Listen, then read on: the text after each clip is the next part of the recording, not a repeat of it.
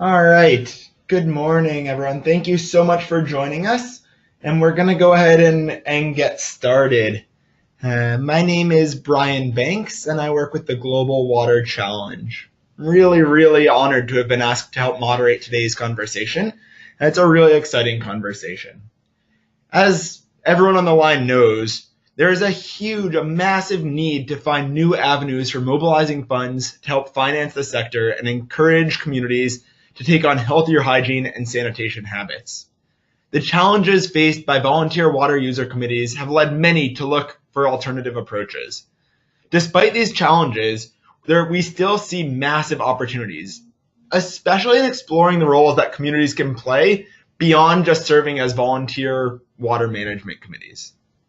We can learn a lot from the financial inclusion sector, who spent decades testing and implementing savings group methodologies that can help rural communities to organize themselves and mobilize funds for collective action. Today, we'll be sharing some practical lessons learned working at this intersection, the intersection of saving groups and WASH, and help build this emerging community of practice. The presentations today will range from CARE's decades of experience creating savings groups across the world to deeper dives into practical examples from Water for People in Malawi and Nicaragua and from the Water Trust in Uganda. We really want this to be a dynamic discussion. So while everyone's going to be on mute, except for the experts that will be sharing their experiences, we really do want to hear from you. To do that, you can ask questions using the chat box on the right-hand side of your screen. We'll dive into all of the questions at the end of the presentation, but we really want you to submit the questions as they come to you. Feel free to use that chat box to submit your questions. I also want to draw your attention to two handouts that you should see on the right side of your screen. They're available for download, and one is going to be today's presentation, and the other is an evaluation completed by the Water Trust about some of this work, which you'll hear more about later. Lastly, we'll be recording the webinar and sharing the recording with all the participants. As we get going, it's helpful to get a sense of who's on the line. So we're going to go ahead and share a poll with you all to understand a little bit more about your experience with this sector. So on your screen, you should now see a poll that you can go ahead and just click on, and you'll get we'll be able to kind of get a better sense of who's on the line here. So I'll leave that open for a few minutes for folks to weigh in.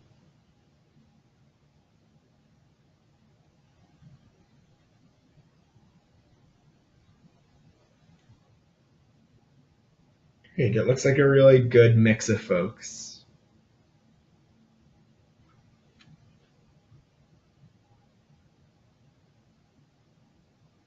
Just another second here to make sure we get everyone. Wonderful. Good to see some more advanced folks on the line, and a lot of folks, about half the audience, I think is going to find this a really great learning opportunity. And for the intermediate and advanced folks, we really hope to hear from you too, and in the questions, and feel free to share any quick experiences too in the notes. Great.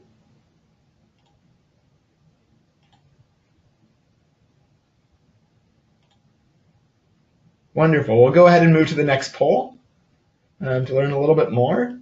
We really want to know what everyone wants to get out of the webinar. So we have a couple different options here. Feel free to select as many of these as you want in terms of what you're hoping to get out of the webinar today.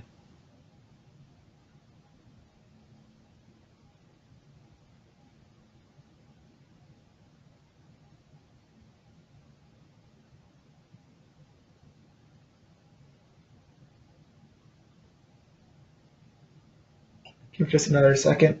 Great, so a lot of people looking for evidence, some people looking for practical guidance as well. Wonderful, I think you'll be pleasantly surprised. General understandings and what is a savings group. I think that those will certainly be covered today as well.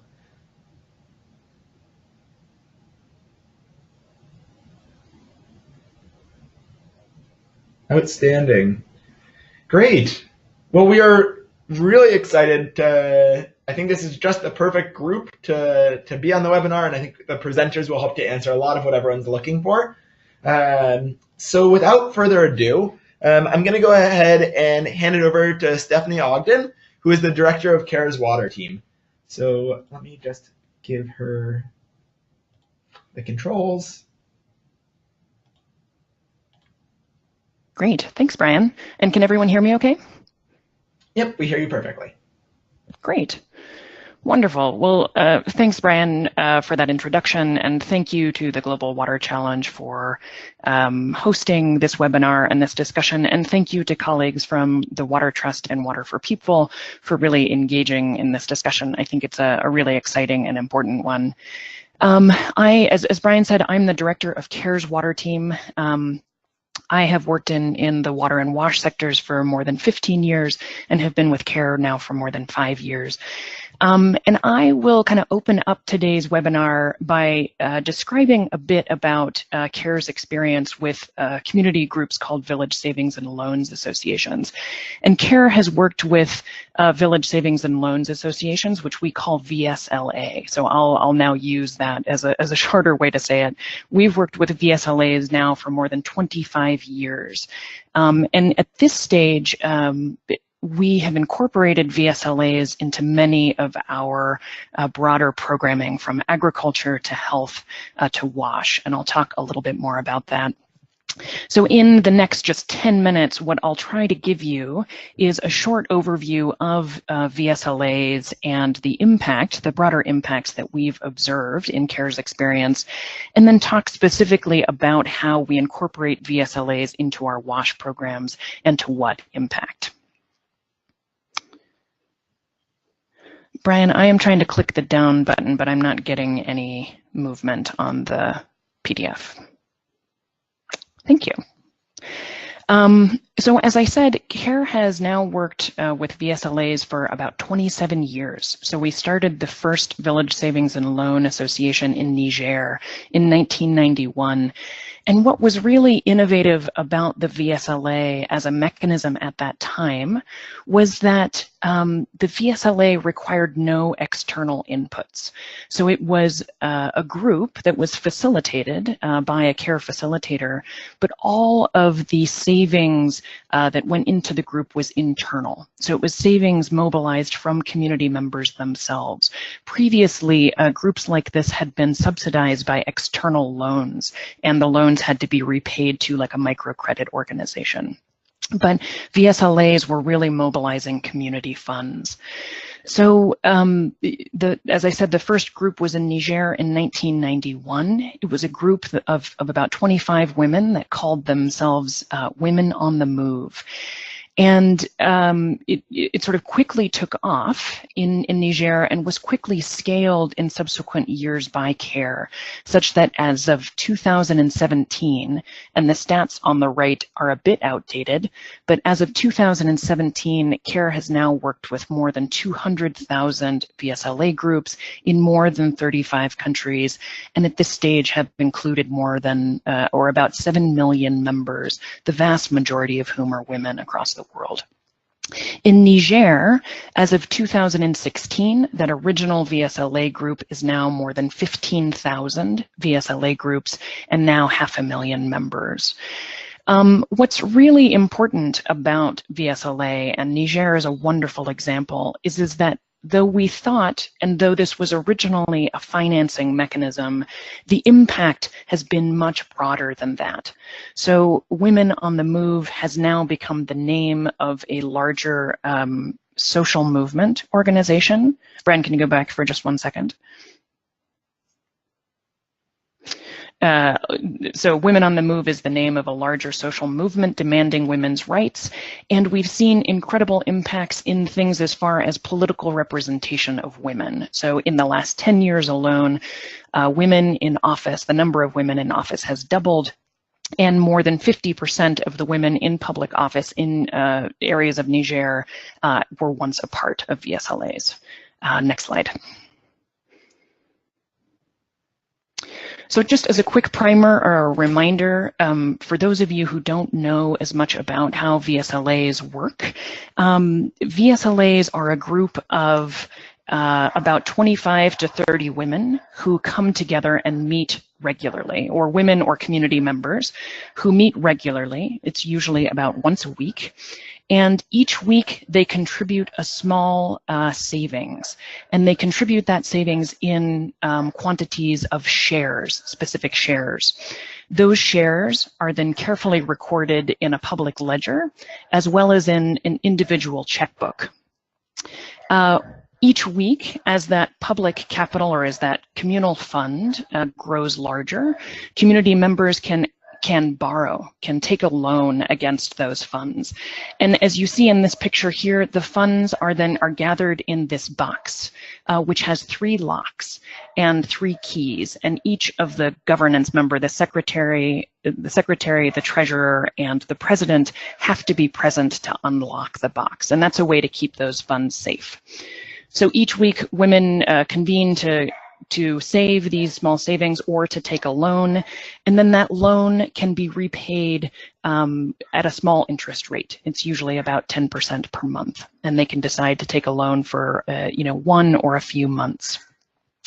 At the end of the cycle, which is usually about 9 months, there's what's called a share out. So all of the savings from the box, as well as the interest from the loans, are then shared back to members according to the number of shares that they've purchased. So at that time, women have access to their full savings plus the interest that they've gained from the repaid loans. So this is really transformative and really important for women in rural areas where there's no access to formal financial services or banks. They have a savings mechanism and this interest repayment, as well as a loan mechanism, where they have access to a larger sum of money than they've been able to save before. So this is as well as access to loans should they need in order to start a business or to pay school fees or to weather some hardship at their home. There's a couple of other interesting things about how a VSLA group works, and one of which is that it has very clear governance structure. So it has a constitution and a set of social norms that the group itself decides at the beginning of the group. And women or the group members also save money for against a social fund, which is like a collective fund. So for every contribution they make to their personal savings, they also make a very small contribution to a social fund or a welfare fund, which is a collective financing model. And that small fund is then available for interest-free loans for families that have undergone some sort of hardship, for example, or to pay for some sort of collective financing.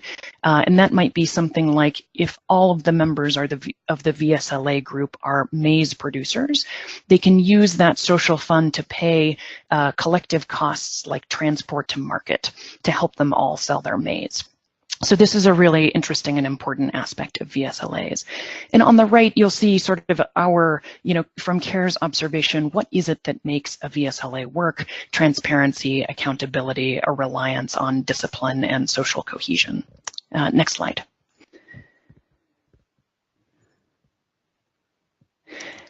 And as I said, we often think about VSLAs as a financing mechanism, but what we've seen over 25 years of CARE's experience is that the impacts of VSLAs are much, much broader than just access to capital and to loans.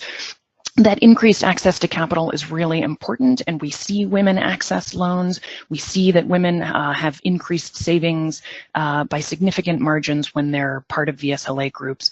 But there's also really important impacts with regard to women's empowerment, their control over household resources, their influence in decision-making, and as I said in the case of Niger, their political representation. We see resilience to shocks at the household level, increased income generation, and increased investment in small businesses and household improvement.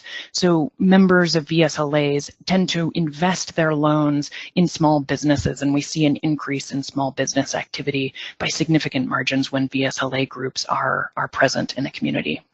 So these are some of the broader impacts that VSLA groups have. Yeah, next slide. Now, again, the mechanism for how these VSLAs are generating impact and such broad impact goes beyond the actual financing. So again, while that increased access to capital via the savings and loan and that sort of money in hand at the end of a share out period is really important, there's other really important aspects of why these VSLAs are so influential. And part of that is that at the weekly meetings, those meetings provide a time for learning and training and discussion. So while women are gathered together to contribute funds, they're also discussing important community issues. And this is an area where a platform, for example, for community health promoters or other facilitators and promoters to come and provide trainings to VSLA members, it's a way for the group to discuss and decide important issues. So that's an important dialogue feature. There's also really strong governance structures. So the transparency of the public ledger, the governance structure, where there's a public protocol for discussion, all of these are really clear governance structures which help to provide models for other governance structures throughout the community. The other that's really important is social cohesion and setting of social norms. So these groups are bound by really strong social ties. These women are coming together with trust to save together and trusting each other. And if you see on the picture on the right, the women are all wearing the same kitenge cloth, the same skirt and headdress. And that's because the VSLA groups have strong senses of identity and will often have uniforms, for example, that the women choose. They have names and identities that the women choose. And so this really strong sense of social cohesion and being tied together. And as part of that, really defining a set of social norms. So the women will decide, for example, what are the rules of behavior or the rules of engagement. And then finally, again, that social fund for public and common expenditures is really important and provides an avenue for collective costs. Next slide.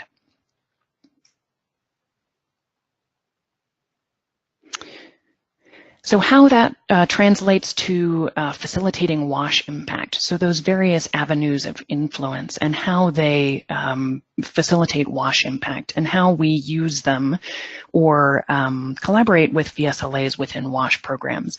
That increased access to capital via the savings and loan mechanisms provides a capital for households to buy into or to engage or upgrade WASH infrastructure and WASH services. So that might be buying the construction materials for a latrine, that might be purchasing the or making the contribution for a water supply connection, etc. So having this amount of money in hand allows them to pay for capital costs that might have otherwise been inaccessible. But also, the regular learning and training and discussion platform is a platform for key messages and learning specifically around hygiene and sanitation. And we often use them as weekly meetings or regular meetings to discuss important hygiene and sanitation issues. The strong governance structure also provides a model for governance for WASH committees. So again, practicing the sort of governance and the clear governance structure within the VSLA model helps translate to the same aspects of a WASH governance or a WASH committee: transparency, accountability, strong social norms and communication. All of those are really important, and we often see in our programs that VSLAs themselves may actually manage water points. And I think some of our other examples may discuss similar types of models, where that strong governance structure is actually then translated directly to management of infrastructure and services. Really important, and what we've seen again and again in our care programs is that the setting of social norms and the strong social cohesion of these groups is really influential in community dynamics, and in particular helps to redefine social norms around sanitation and hygiene and influence those social norms for behaviors at a community level. So groups will, for example, decide that latrines are an important part of their identity and will use that social norm as a way to motivate not only their own household latrines, but also within the broader community, for example. And then that social fund helps to provide funds for those common expenditures, collective funds, for example, that might help support school WASH infrastructure, which is a collective fund, or larger community contributions or matches to water system construction, for example. So lastly, in this last slide, I'll give you just two very quick examples. Next slide, yeah. Two very quick examples from our own programs, and then pass it off to colleagues to speak more specifically to their own experiences. In Madagascar, in a large USAID-funded program called RANO-HP, we integrated VSLA groups into this WASH program. So we incorporated about 250 VSLA groups. And the original intention was to provide women with capital, access to capital, to overcome financial barriers to purchasing construction materials for sanitation. So we thought, if we give women a way to access money, then they'll have money to purchase materials to buy a latrine. What we saw in actuality is that women built latrines even before they had access to that payout or to the share out. So the strong social norms of the VSLA dictated that sanitation was important. The group decided that sanitation was important, and so each member of the VSLA, of those VSLAs, built household latrines even before they had the access to capital. So this was really interesting, and it was an example of how those social norms are really influencing behavior change. What we also saw was that women at the time of their share outs, when they had their money in hand, were pooling their resources and using it to buy water connections to water services that were provided by a private sector entity. So rather than have a shared connection or go to a public kiosk, they pooled their funds and bought a private connection among households to have the water closer to home. So this was an interesting use of how those finances worked. In Honduras, in a Canadian-funded program called PROSADE, which was a food and water security program, the VSLA groups are called cajas rurales. It's a slightly different model, but very, very similar. And those cajas rurales were already existing in the case of Honduras. And we used, or sort of incorporated, those existing VSLAs into the program, used them as learning platforms in which the participants, which were gathered weekly, discussed hygiene and sanitation and defined hygiene and sanitation norms. That helped to create demand for different sanitation options that were available on the public market. There was high overlap of those members with other community members, such as youth groups, WASH committees, other community committees, and so those messages were being reinforced through various committees, including the Caja Rural. And finally, that access to capital through the Caja Rural helped families to purchase sanitation options along several price ranges. So those options that were available to them, they could buy the cheapest or the most expensive option that was facilitated by CARE. So those are a couple of examples of kind of how wide-ranging that the impact of those VSLAs are. And finally, the last slide here is just a couple of resources. We have one more slide. We have a number of evaluations, both CARE evaluations. Oh, I'm sorry. One more slide is the takeaways. Sorry. So in summary, VSLAs don't solve WASH financing. They aren't sufficient to solve all of the challenges with financing WASH, but they are transformative in a broader sense, and they contribute to a larger WASH system strengthening. That's empowerment, governance, access to capital, social cohesion and collective action, and social norms and behaviors. So influencing a number of community factors that support sustainability of WASH services over time and significantly impact WASH outcomes. So I'll end there. The next slide is a number of resources that we have. There's been a number of evaluations, both external and within CARE. There's facilitators' guides and manuals. So there's tons of literature out there. I encourage you to read it, and I'm happy to point you to more resources, but I'll pass it over to other colleagues. Thank you so much, Stephanie. That was a really helpful background. I know we had a few folks on the line that said they were really new to the topic, and I think that was a really useful starting point, and really interesting to see CARE's work in a few different contexts. As a reminder, if you're interested in these links and don't have time to jot them down, in the handouts, you do have access to this whole presentation, which will include those links. And just one other reminder, please do feel free to ask your questions. We have some good ones coming through. You can use the questions or the chat box. We'll keep an eye on both of those and be coming back to all those questions at the end of the presentations. Next up, we get to hear kind of a different perspective from Water for People, and that'll be presented by Project Officer Dorothy Mbewe and Laura Burns, who's the Senior Regional Program Officer for Latin America. So let me go ahead and bring them off mute. And let me grab Dorothy. Great. And let me go ahead and give you guys control here.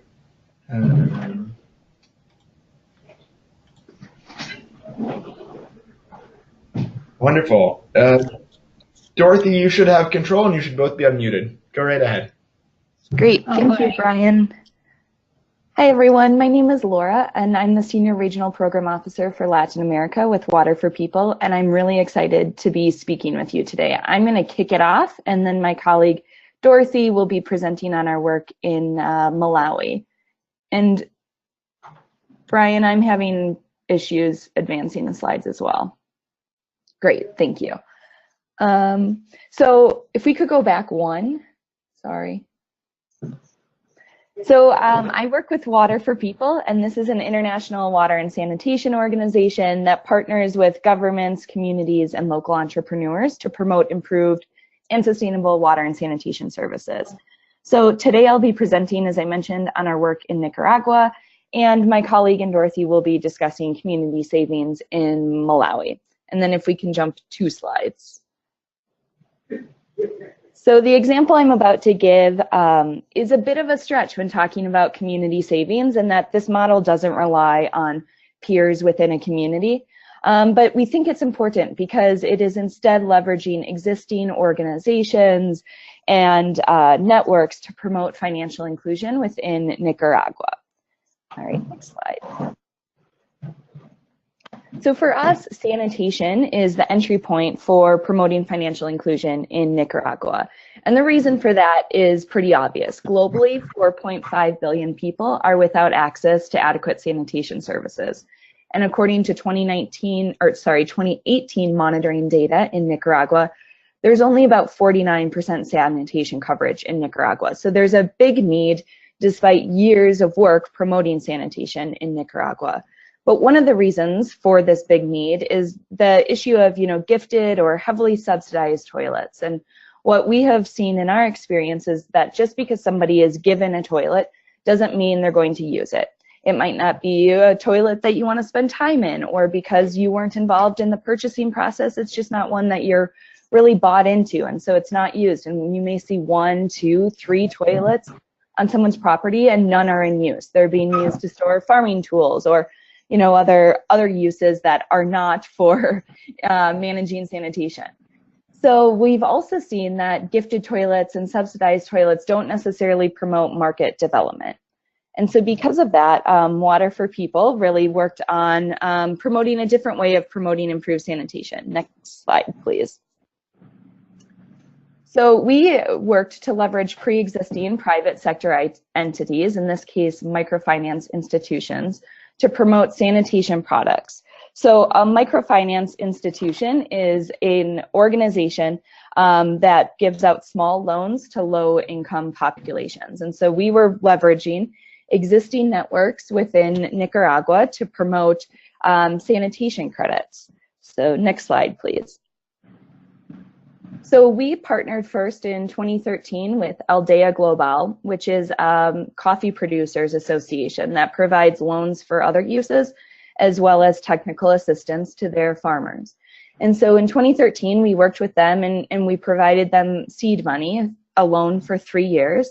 And that was really to promote the sanitation credits. So we worked with Aldea Global to develop a product that was a small loan for individuals that were looking to purchase sanitation technology. So in addition to providing the seed financing, so it was a very low risk for Aldea Global to start offering sanitation loans, in addition to providing that seed money, we were also providing the technical support. So we were training credit advisors on sanitation technologies and sanitation promotion. But we were also promoting sanitation within the sector. And in order to ensure that there were products that individuals could purchase once they had their loan, we were really working to develop the whole sanitation value chain. So that means we were working with masons on how to construct toilets. We were working with hardware stores to really ensure that they were producing the products that individuals wanted for toilets.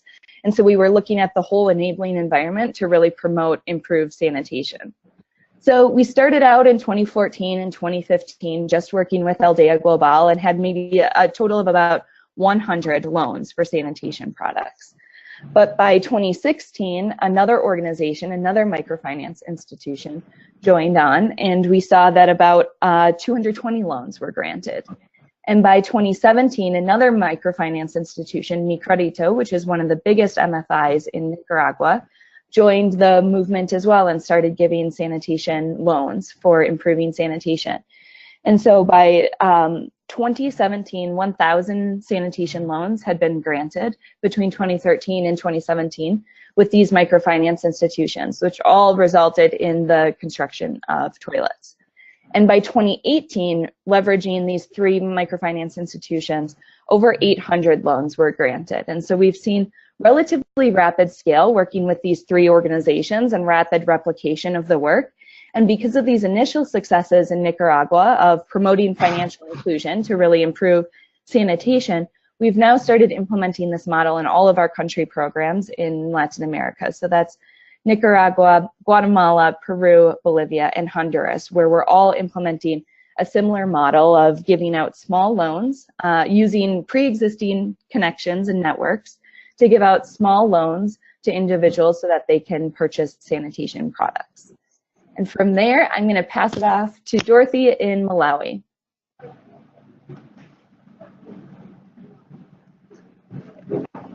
Thanks, Lola.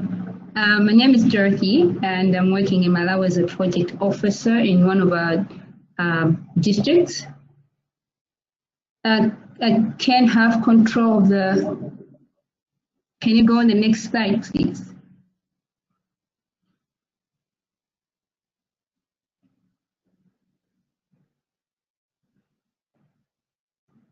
So as Water for People, as Lola explained, we work to make sure that everyone has access to high quality drinking water.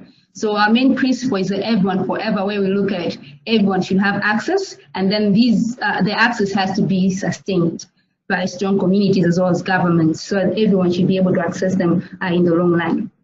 Next. So as I was saying, we are working in Malawi, and we are working currently in 3 districts. That's CHIKWAWA, Blantyre, and Chiladzulu. And where we've implemented this borehole banking concept, it's in one of our districts, which is CHIKWAWA. So CHIKWAWA has a population of, can you go on the next slide? So CHIKWAWA has a population of about 484,000 people. These are in 11 different traditional authorities. So a traditional authority is a small administrative unit that is under the local government. So CHIKWAWA has 11 different traditional authorities. So where we implemented where we initiated this concept of borehole banking is one of the traditional authorities called Chapananga, which has a population of over 100,000. Next.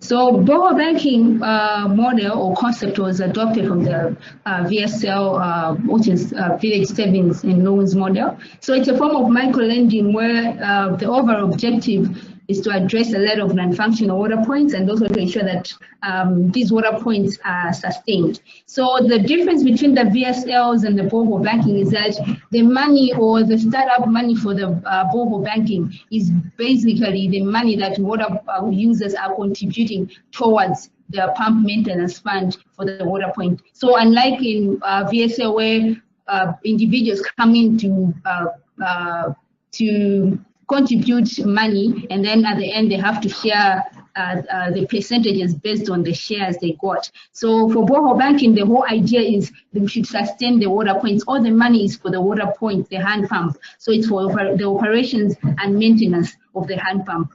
So all the money for that is circulating in the borehole banking is mainly for the borehole. So next slide. So initially, we were only doing the community-based management, where we train communities in how they can maintain their water points. So looking at how the households were contributing, and also looking at that there was no that tangible incentive for the communities to continuously contribute, because maybe if it's a new borehole, no one would really want to continuously contribute because they wouldn't see the need, because the water point is not breaking down. So we thought of coming up with a model or a concept that can create that incentive in communities that they should continuously contribute towards the water point, so that they should not only look at the 5 years or the 2 years, they should look at the whole lifespan of the water point. So in 2015, we conducted monitoring. So each and every year we conduct flow monitoring. So flow is field level operation watch, where we look at the whole district, looking at the functionality, the coverage of the water points. So in this traditional authority, Chabananga, the rate of non-functionality was at 36%. So looking at that figure for us, there was a worrisome figure because we had been investing in the traditional authority for so long. And we thought of why is it that we still have this rate of non-functionality. So we thought of coming up with a model that can be able to reduce the rate of non-functionality, as well as to ensure that people are continuously contributing towards the water, the pump maintenance fund. Next slide.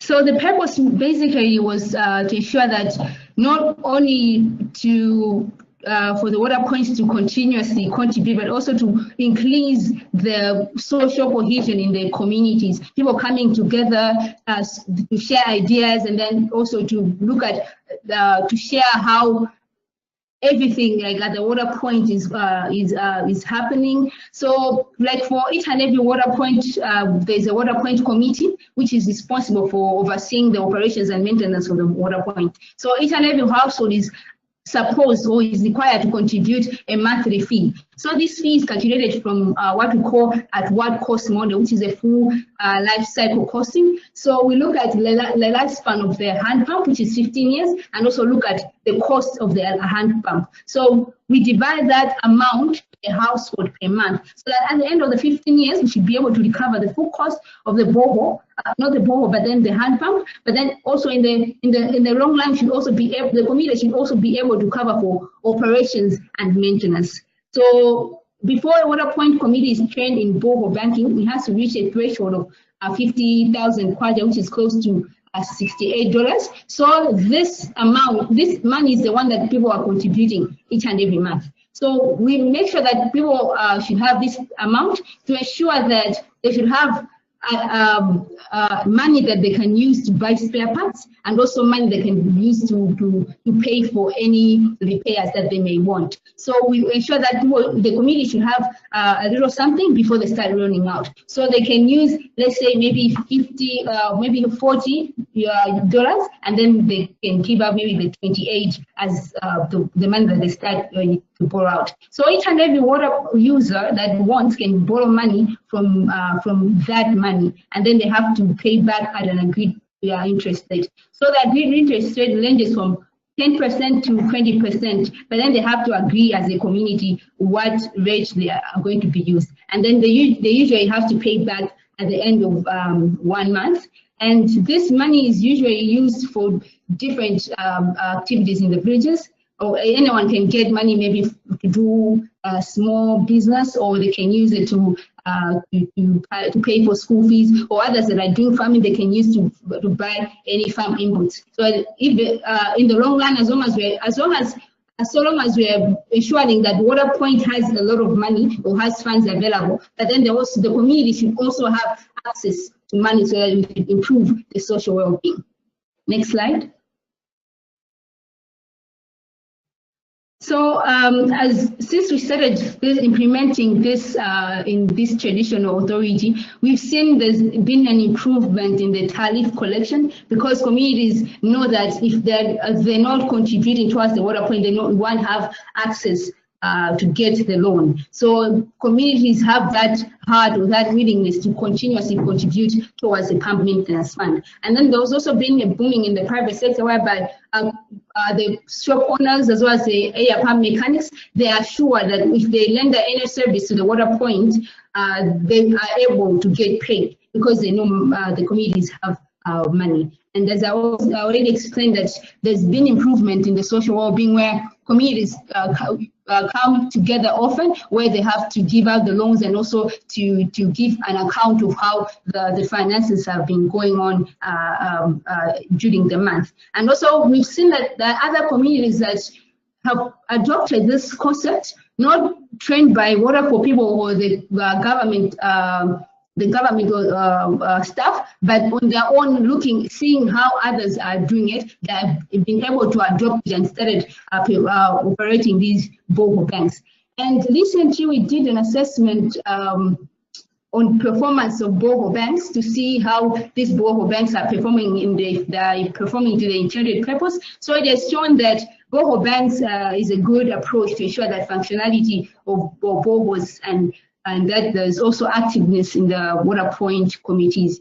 And another success is, that we have seen is there's been an increase in the pump maintenance fund. So as compared maybe to the normal standard that communities are contributing, we've seen that there's been an improvement, maybe from the ranges of 120 to some that have over $1,000 per water point as funds because of this the borehole banking concept. And we also conducted a small survey that we wanted to look at how these funds are affecting the functionality of the water points. So we randomly selected about 150, and out of those, 23 that had borehole banks had 100% functionality, and those that didn't have borehole banks had 68% functionality. So we've seen that we can see that borehole banks is really affecting the level of functionality of the hand pumps. Next slide.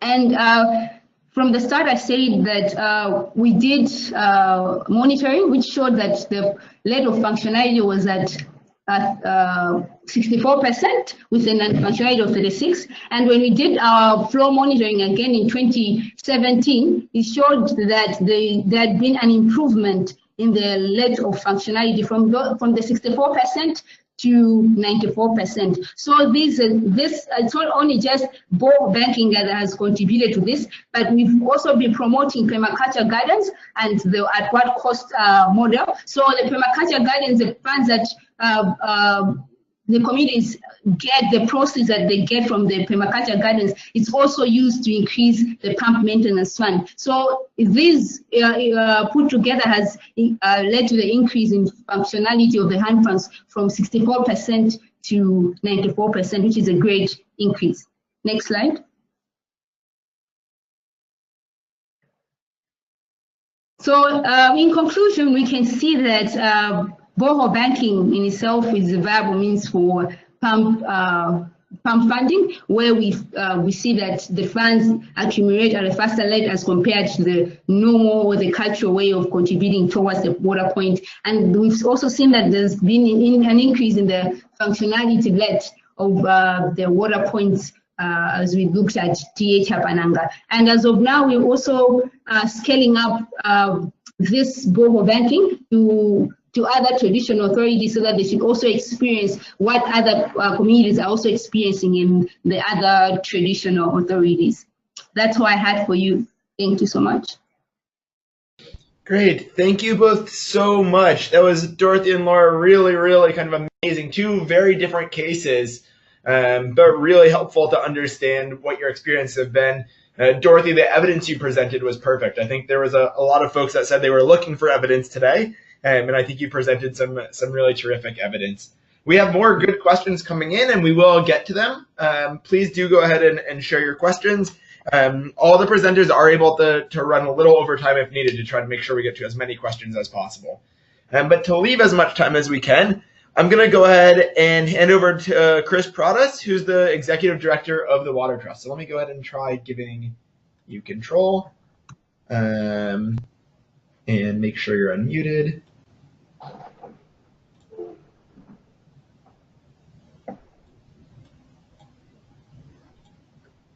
All right, I think you should be all set, Chris. Go right ahead.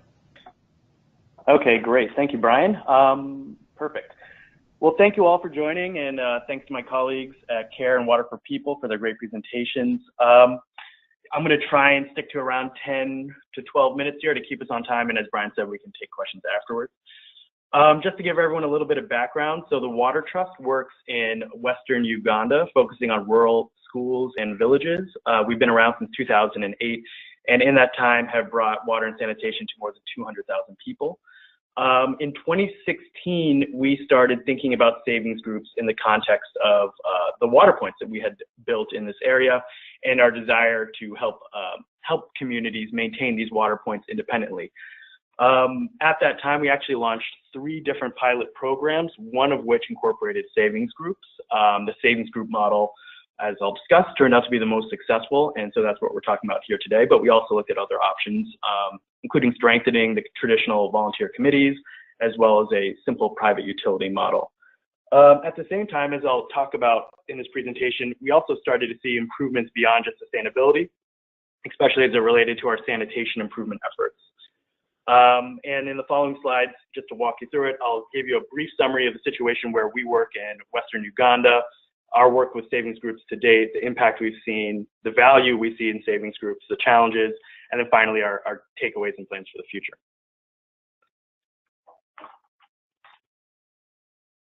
Okay, great. So there was a great study that came out from, I believe, UpGrow last year on the sustainability of water points in rural Uganda. 45% of rural water points were broken on a spot inspection. Just 18% met basic standards of yield, reliability, and quality. I think those are numbers we're mostly familiar with. And these other figures are from our own household surveys of the communities we serve. So hand washing facility coverage, for example, is much lower than the sort of national level. And I think this last part is really important for what we're talking about here today, which is the low rate of cash savings. And I think often when I talk about savings groups with people that haven't necessarily worked with them directly, they'll say that the communities they serve are too poor to save. And I think Stephanie talked a lot about sort of why that's not true on a week-by-week basis. The amounts are very small, and I think the bottom line is that we really tend to underestimate the amount of money that's in communities just in very small increments. So the communities that we serve, that I'll talk about, that come together to form savings groups that generate more than $1,500 a year in annual savings and interest, those same communities, just 67% have no cash savings of any form. So what was our journey with savings groups? So as I mentioned, in 2016, we started it. So just in terms of the mechanics of what that looks like, if you're a nonprofit, we brought in a trainer that was, sort of master trainer in Village Savings and Loan Association methodology.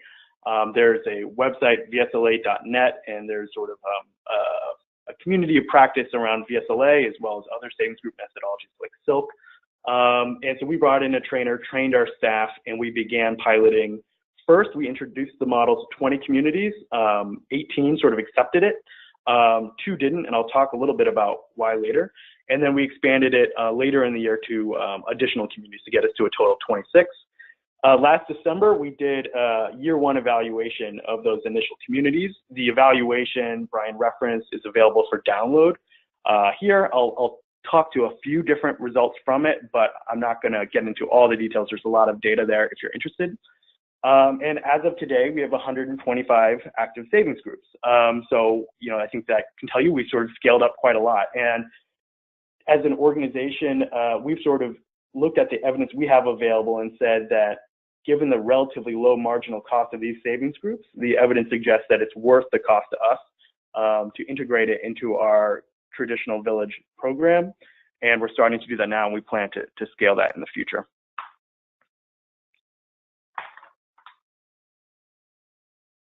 See if I can. Okay, so what is our approach to savings groups? I'm going to see if I can make this slide fit. And I did not. Apologies. Brian, can you save me here? Great. Well, sorry about that. I'm trying to get the text to fit here, but just to speak to what's on the slide, I think what's important in terms of how we looked at savings groups is that we looked at both adapting the methodology, the Village Savings and Loan Association methodology, and we also looked at sequencing. And I think for us, both were very important.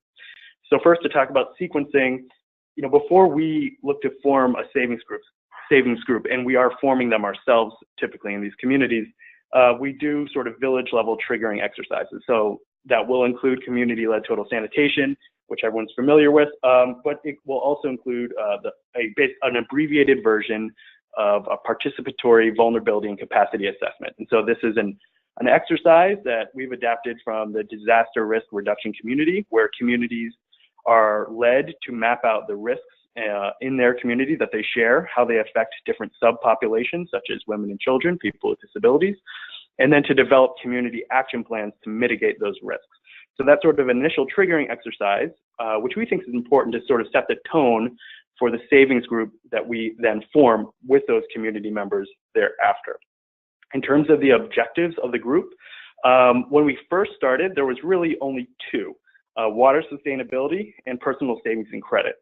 Now, as we've learned more and seen how these communities are adapting the groups to their purposes, it's also starting to incorporate group health and well-being.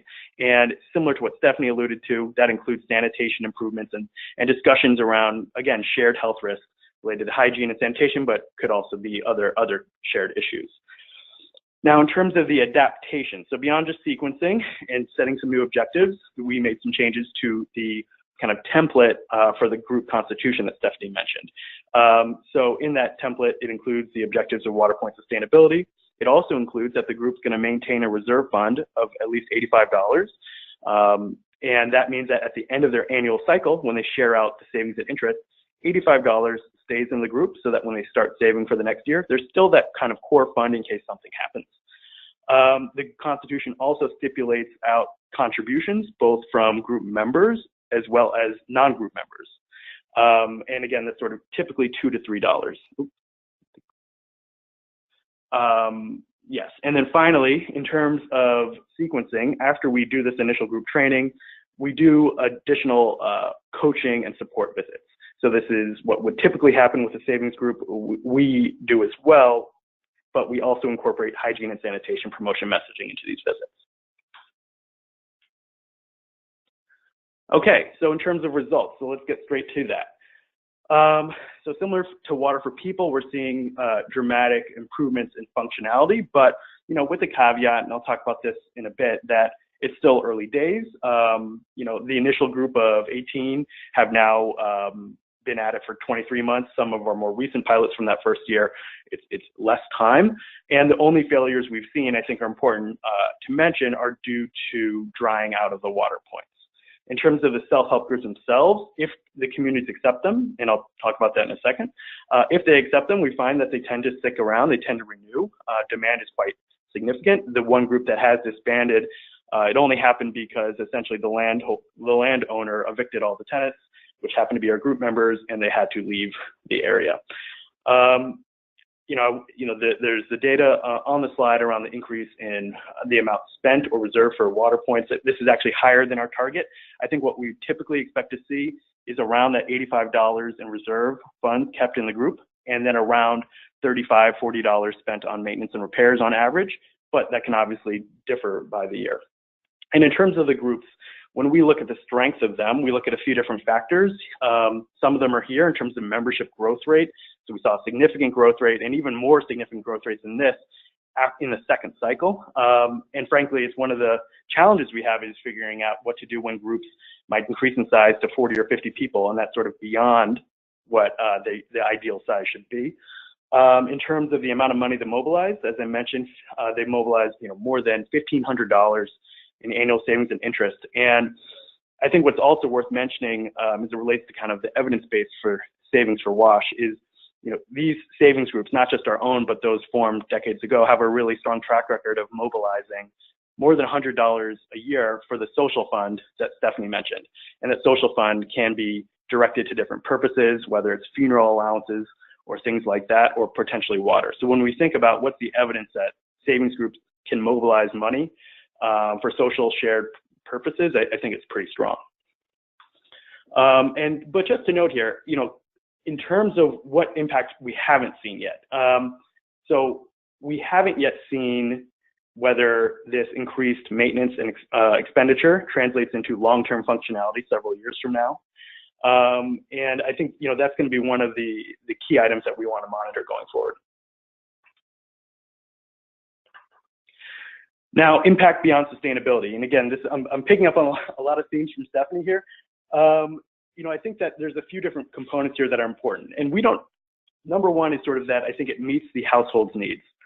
So we might be interested in household savings for their shared water point. However, if the household has no cash savings itself to pay for its own medical emergencies, that's a very tough ask.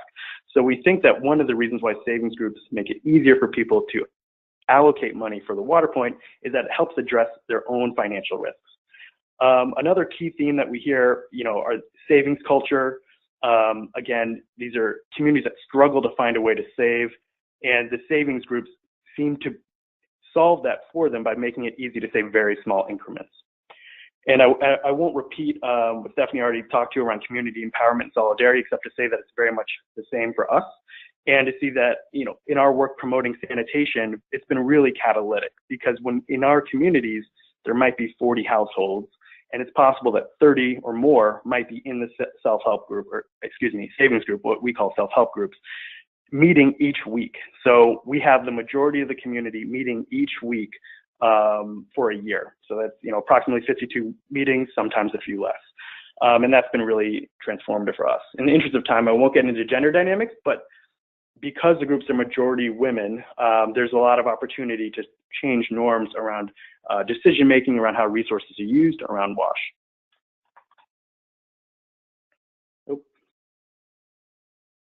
Okay, so what's the secret with savings groups? In the interest of time, I'm going to go quickly through this, but just to say that I think trust is the key word for us. It's a word we hear from our staff. It's a word we hear from communities about what changes from the traditional water user committee model, where a caretaker is asking for $1 or 500 shillings here and there.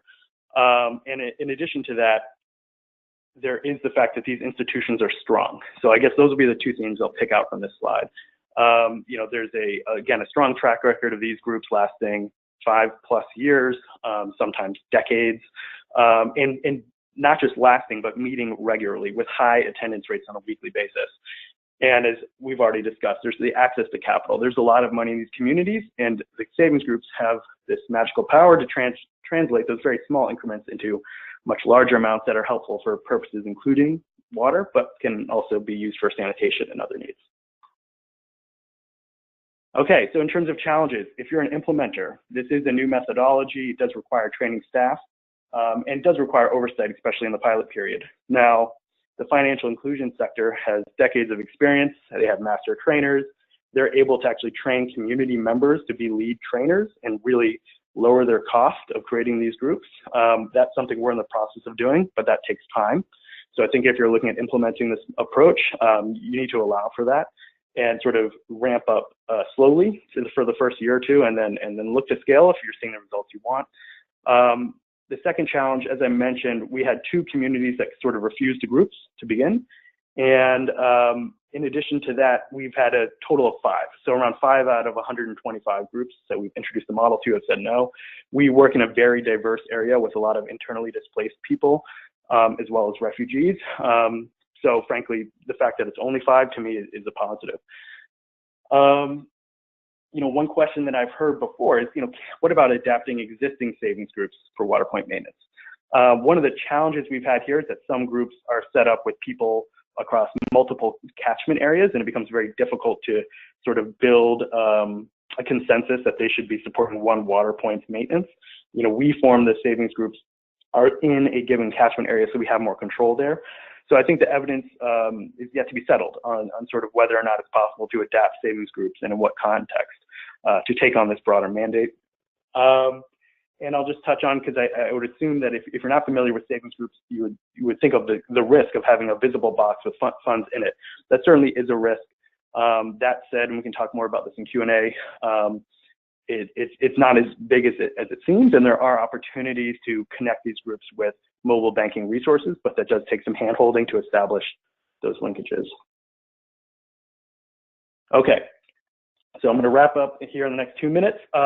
So in terms of our key takeaways, from our perspective, we do have evidence that savings groups can mobilize a lot of more funds than we thought were possible. at the community level. And that can be for water point sustainability. That can also theoretically be for sanitation promotion, but that's something that we're looking at. We haven't yet seen in action. I've already talked about the value of the groups as platforms. And as I said, I think from our perspective, the careful adaptation and sequencing is key to kind of really capitalize on the full value of these groups. Because if you want the groups to take on a broader social mandate, we think those triggering exercises initially can be really important. And in terms of looking forward, in terms of what we need to study, again, we see a lot of potential to support sanitation, but we haven't seen it in action ourselves.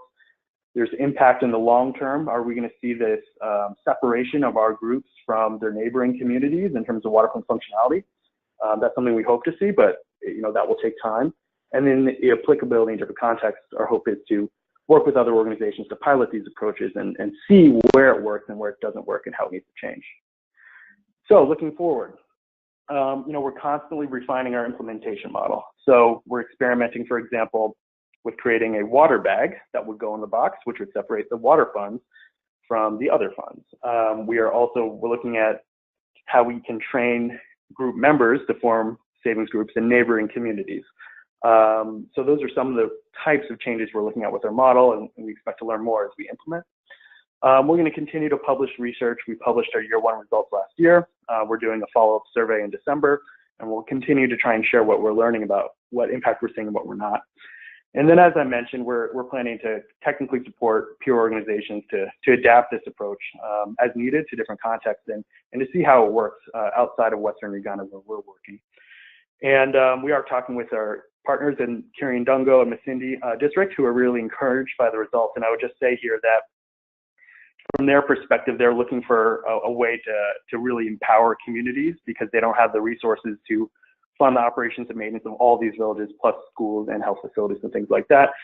So they're quite keen. And then finally, our hope here today is to really help build a community of practice. We know we're not the only ones working with savings groups in WASH.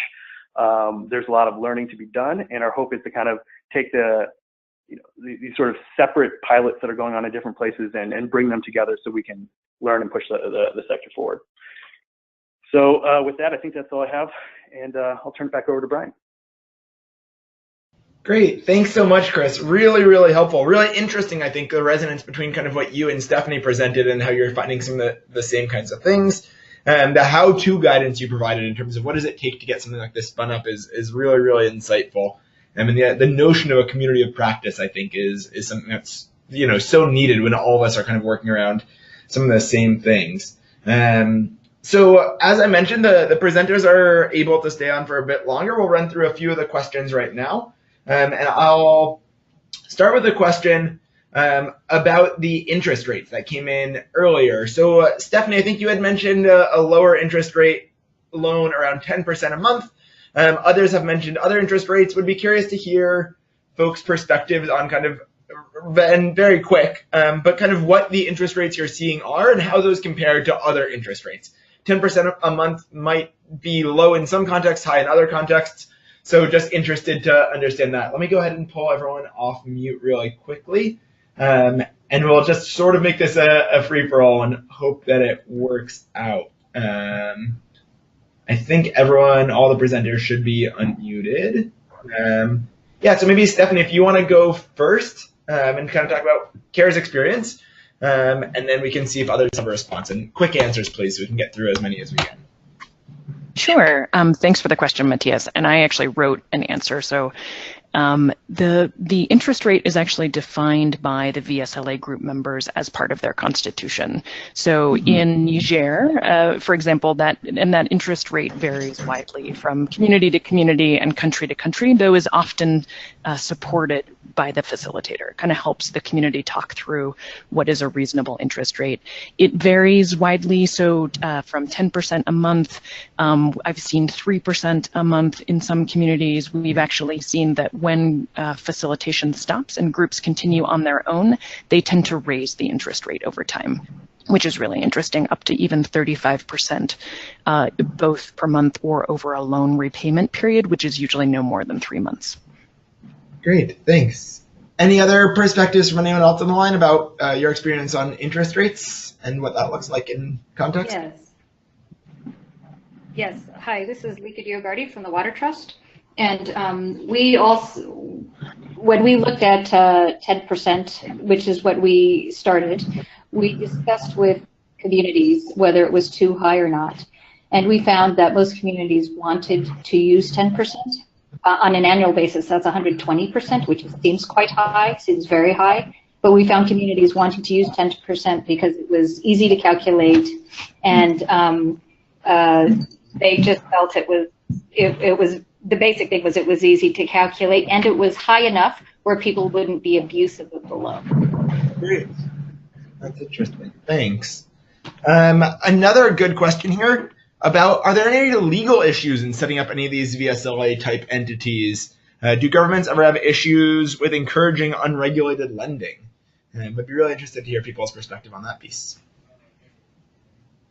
Sure, I can give a quick answer for the Water Trust. So we register the groups at the sub-county level, so they're legal entities, and that's sort of what we're required to do. And the government is encouraging of savings groups and typically does not have a very hands-on approach at the moment with them. And talking with, kind of government counterparts, what they've just asked is that we ensure that we're coordinating with them and sharing information with them so they're aware of their existence and can link with them. But we haven't had any pressures beyond that. Any others? Similarly, from CARE side, usually they are legal entities registered at the local level. And we don't actually, by and large, encounter many legal challenges at all. As Chris said, they tend to be broadly supported. Great. That's wonderful to hear. Interesting question coming in again from Matthias around what's the motivation of people to become a member of this savings group, and do you observe free riding? So I think that free riding could be in different ways. People that aren't contributing in accessing finance, but it could also be obviously people that aren't contributing, benefiting from the water services. So how is that handled both within a WASH context and more broadly for people that maybe aren't contributing what they're able to contribute or should be contributing?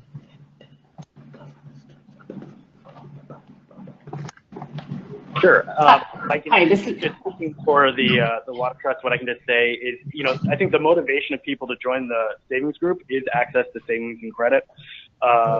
So again, as we kind of mentioned, the amount of savings that people have and the percentage that are banked in the communities we serve is relatively low, and people greatly value the opportunity to save and, most importantly, take out loans. So I think that's the primary value of joining the group. And what we've actually found is that in many cases, people from outside the catchment area will want to join the group, and in many cases will agree to pay the additional water point contribution just to have access to a group.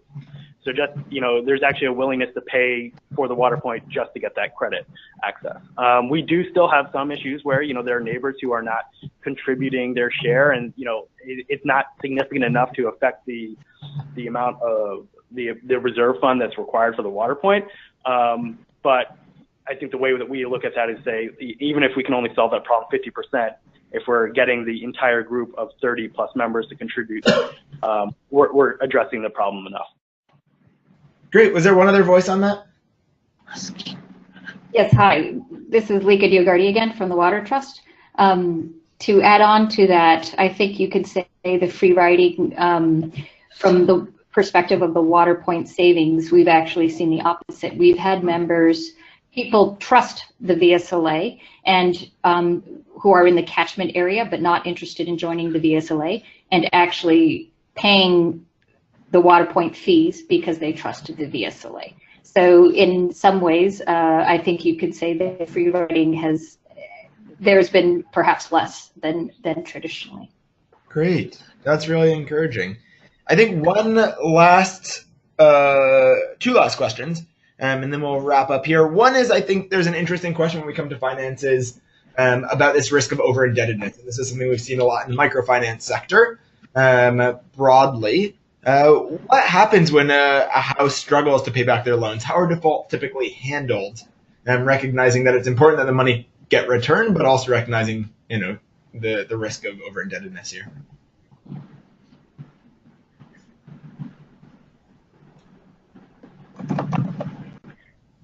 maybe something for further research. Keelan has kind of a quick thought there. Well, I'm happy to jump in. I just didn't want to have the Water Trust take all the questions here, but just to say that, typically, the households will be extended some sort of forgiveness period. So if they can't pay it right away, they'll have to pay a fine at some point, which is relatively marginal, and have the loan extended. If they really are not going to pay, the groups will typically try and get some sort of asset, like chickens or something like that, to take as collateral. And ultimately, if they don't pay, then they're typically removed from the group, and there are provisions for that process in the constitutions. But I would say the default rate is really astonishingly low. So it's not something that typically happens. And if it does happen for a group, it might be 1 or 2 loans in a year of relatively small amounts, like $10 or $20 for, again, a loan fund that's around $1,500. So it's not, I think because the loans are much smaller, there's not the same challenges that might be in the microcredit sector. Yeah, and maybe just to add to that, Chris, sorry, from CARE's perspective, I mean, agreed. So of our, many years of experience, we have a 99% repayment rate. And so the default rate is really, really low. And part of the reason for that is also the really strong sort of group dynamics. I mean, there's a lot of, these are women who meet regularly. There's a lot of accountability within the members themselves. And as Chris said, these are relatively small loans as well. Thanks, Stephanie. I think the last question is just sort of on the overlap. We've gotten a few questions around this. The overlap between the Water User Committee, where there's a formal Water User Committee, and the PSLA. And obviously, in some cases, they're more integrated, in some cases not. But how does that integration work, or what are the challenges faced when looking at that? Stephanie, you talked about it more as the loans that people could access sort of on their own, or perhaps in that social fund. But how does that work, especially when maybe not every member of the community is a member of the VSLA or the group, but is obviously using the water point? So kind of a different angle on that same question of free riders. How, where there are 2 separate groups, what does that look like? Where it's one group, how does it deal with people that might want water services but not want to necessarily be part of the savings and loan? Yeah, from CARE's perspective, there's a bunch of different models. So we have, VSLA and WASH in maybe 20 different countries and programs at this stage. So in some cases, for example, it's that the VSLA group members overlap with the WASH committee. So let's say the president and the secretary of the VSLA are also in the WASH committee, for example. So that kind of governance from the VSLA transfers over into the WASH committee, and it's as simple as that. Sometimes it's, as you said, Brian, the social funds or the funds themselves are used to pay for the water points, and that platform, that weekly platform, is something we as CARE use often as a training platform, as a discussion platform. So there's strong interlinkages among, various of those. I'm sure the Water Trust can answer more specifically since they're doing a much more purposeful integration of those 2 elements.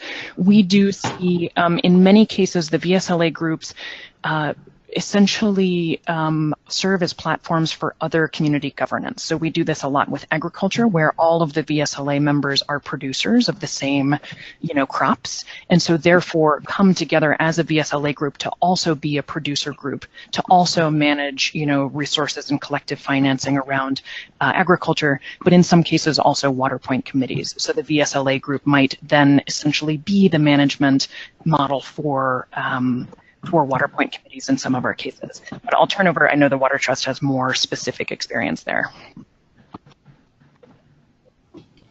Sure. Yeah, I can just say that, I think, from our perspective, this is something we thought a lot about. We actually just had some management team meetings to talk about this kind of very question, the intersection of the water user committees and savings groups. And, they are separate entities. And if an individual just wants to contribute their user fee to the water user committee or the savings group, and that's it, then that's fine.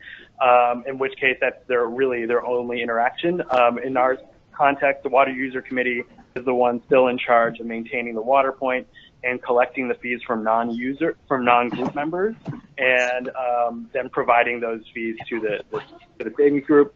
And then, in addition, the water user committee is still in charge of contracting for any maintenance and repairs and requesting those funds the savings group. So that's how those sort of entities interact, if that makes sense. Great. Wonderful. Can I? Go ahead.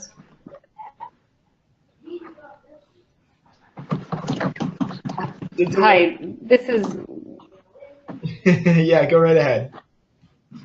This is Lika Yugardi again from the Water Trust as well. Just to add on with what Chris is saying, we designed it separately purposefully to ensure that there was a mechanism for those who were expending the money, spending the money, and in charge of finance, versus those saving the money and in charge of the funds, which is a common problem with the management of WCs. The money goes missing because by virtue of the way the model is built, people are put in a hard position. They're supposed to spend the money, but they're also expected to save it. So the self-help, the VSLAs are transparent. You've got 3 keys. The money is secure, but there are still those who know how to manage the water point, and they still need to, it just builds and enhances the oversight mechanisms for the water point.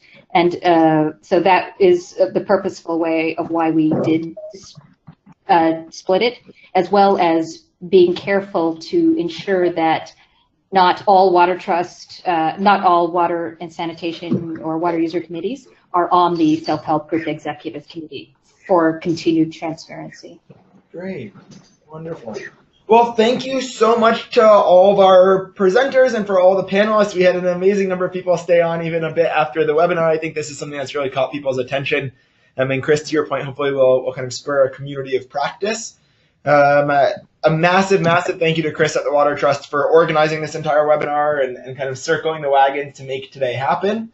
We're really, really pleased to be a part of it, and we'll be sharing the recording with all of the participants. So thank you all so much for joining, and we'll be in touch soon. Take care.